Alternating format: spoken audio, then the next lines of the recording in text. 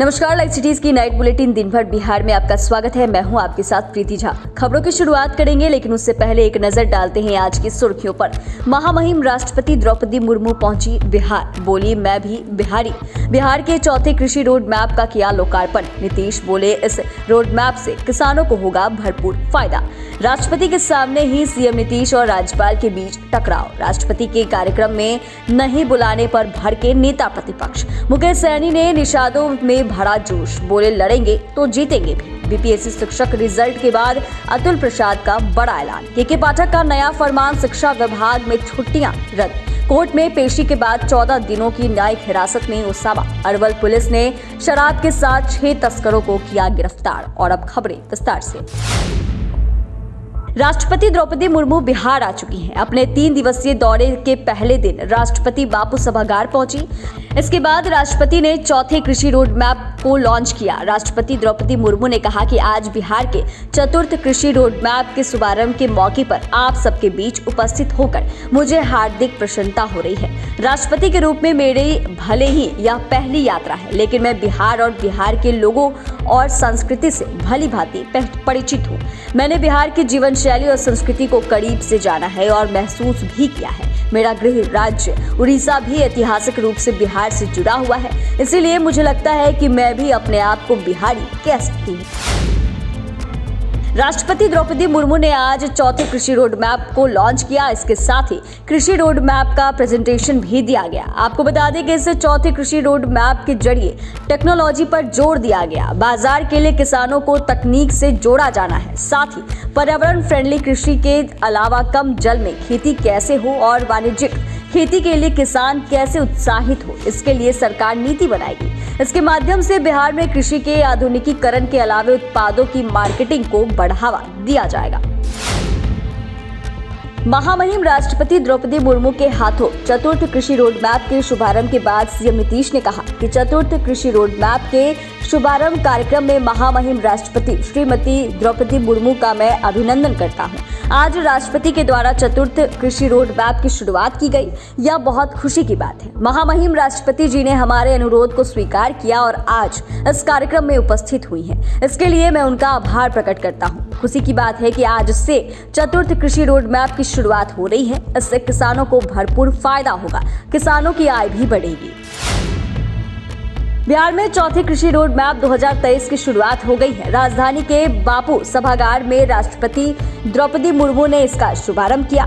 कार्यक्रम को संबोधित करते हुए बिहार के मुख्यमंत्री नीतीश कुमार ने राज्यपाल की तरफ देखते हुए कहा कि हमारा बतवा मानिएगा ना, भले ही राज्यपाल को केंद्र सरकार बनाती है, उससे क्या हुआ, हम तो आपकी काफी इज्जत करते हैं। आप क्षेत्र में जाइए और तमाम बातों को भी देखिए और संबंधित विभाग को बताइए। मुख्यमंत्री के बाद राज्यपाल कार्यक्रम को संबोधित करने खड़े हुए। उन्होंने नीतीश सरकार को सलाह दिया कि जब तक किसान जागरूक नहीं होंगे, किसानों तक बात नहीं पहुंचेगी तो सारी योजना कागज पर ही रह जाएगी। उन्होंने कहा कि कार्यक्रम को आम लोगों तक पहुंचाने की जरूरत है। पटना के बापू सभागार में राष्ट्रपति द्रौपदी मुर्मू ने चौथे कृषि रोड मैप का उद्घाटन किया।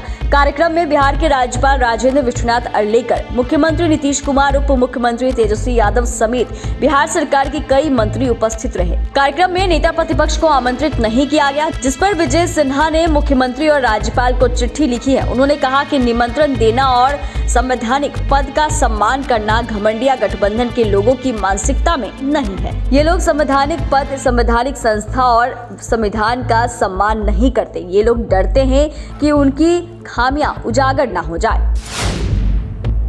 वीआईपी सुप्रीमो मुकेश सहनी निषाद आरक्षण संकल्प यात्रा के दौरान मधेपुरा पहुंचे, जहां लोगों ने उनका जोरदार स्वागत किया। वहीं मुकेश सहनी ने निषादों में जोश भरते हुए कहा कि एकजुट रहे तो पटना क्या दिल्ली की सत्ता तक पहुंचने से कोई नहीं रोक सकता।